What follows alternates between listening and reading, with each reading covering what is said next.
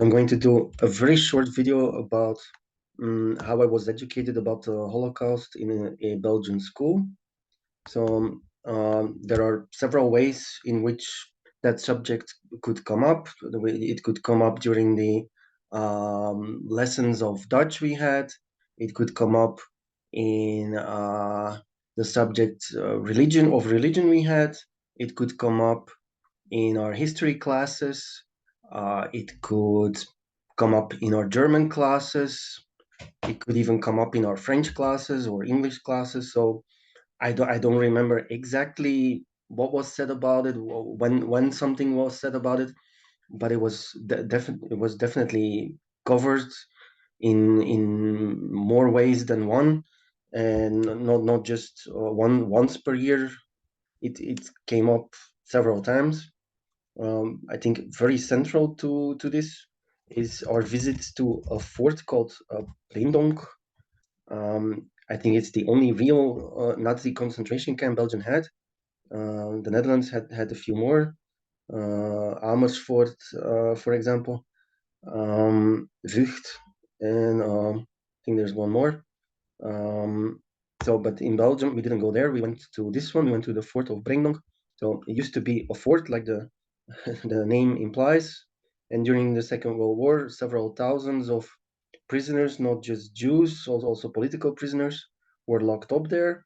And we went there with the whole school.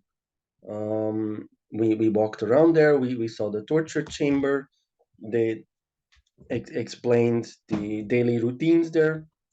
They actually explained what happened in the torture chamber. You can find it somewhere. Torture chamber. It was pretty brutal. I think every Nazi concentration camp had different ways of torturing inmates, or of making life especially difficult. So here you see it. These blocks were made to break kneecaps. That they would string you up, and then with your hands behind your back, so that they get twisted in a very painful way, and then eventually they drop you down on these blocks, and if you're unlucky, they break your kneecaps caps. Super painful anyway. Also very typical was that they had to dig a lot. So this fort, this structure was covered in dirt, in earth, and the prisoners had to kind of aimlessly dig the whole time. Like, there was no point to it. They just had to dig. I think here you can see it, hopefully. So you see them digging for no reason, just to exhaust them, to punish them.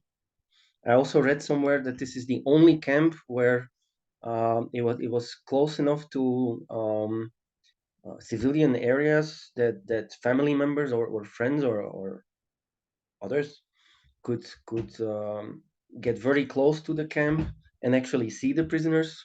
And family members sometimes try to make contact, but if the guards saw you look up, they could beat you. So they pretended to be working, or pretended to be focused, and ignored people trying to make contact with them. So this is very central, I think, to Holocaust education in Belgium. I don't think every school visits this camp, but I think quite a few of them do.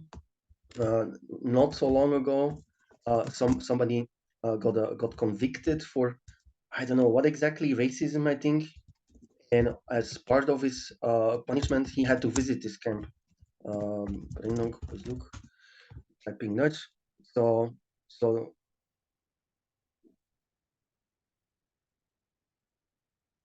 yeah, apparently here I don't have a subscription, so I don't know if this is gonna open. But here they write, so extreme Nazi concentration camp Breendonk, where hundreds of people died. So it was not an extermination camp, but it was bad enough. Lots of people died there.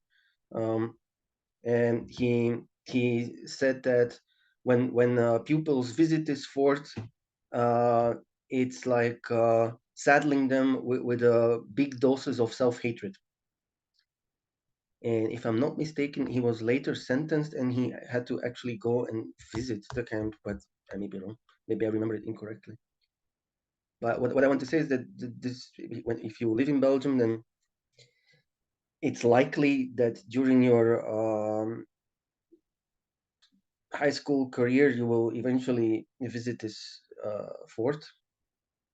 So, connected to this, the day we visited this fort, we also went to something called the Dolcin Kazerne in Mechelen, and from there, thousands of Jews were deported, Belgian Jews. Here, they have a very detailed website. So I think they have a big archive. They try a lot they do a lot to teach people about the Holocaust. Um, but they changed this is not the website I remember. So let's go to images. So it's a transit camp. Here you see it. Uh, here you see, I think, some installation with lots of pictures. I also read somewhere that they want to read out the names of all of these Jews that were deported and like make an audio recording of all their names. So also very central to uh, Holocaust education in Belgium. I read that it's no longer obligatory for teachers to teach about the Holocaust. It's not like explicitly in the official documents of what students in Belgium have to learn. Other ways that it came up were we got lots of lists with books that we could choose from. There were always some books that dealt with the Holocaust. Of course, Anne Frank, she was living in the Netherlands when she got arrested or detained or whatever you want to call it by the Nazis. She was betrayed and then she was deported and she died in Bergen-Belsen. And her father later published her diary. It's called Het Achterhuis. Here. So the place where they were hiding. It's very likely that if you go to school in Belgium that you read this book. Is very likely. I'm not saying that everybody reads it, but it's likely. There's a book called Oorlogswinter, which is a very suspenseful story about a young boy who starts taking care of a wounded British pilot that dropped in the Netherlands, and he helps hide him and takes care of him. And also there, there's a very interesting story, very captivating, and in the book, they also mention that some people maybe betray the Jews, or they have to hide, or somebody is hiding them. So it's also a movie. I really liked this book as a child. I think I read it several times. I have copies that I sometimes lend to my students, or I give copies away sometimes. So that's another way. There are more of these books, a lot of them. There are other movies as well that you might see in school in Belgium. Like for example, this is a Dutch movie, Zwartboek, but Dutch is spoken in Belgium and in the Netherlands. So it's very likely that you see a Dutch movie, Zwartboek. It's a movie about the Second World War, and I think the main character is actually a Jewish woman, and she joins the resistance, and she's very successful at undermining or sabotaging the Nazi war efforts. It's quite a good movie. It's a very long movie, but quite good. So I recommend that you watch it. There are several other Belgian and Dutch movies that deal with the Second World War and the Holocaust and the persecution of Jews, or discrimination against them. So, what I want to say is, it's very, very likely. It's almost impossible in my mind that somebody would uh, spend their whole school career in Belgium and not be introduced to this topic. So that's it. I want to keep it short. You can comment, you can like. Uh, any input is very, very appreciated.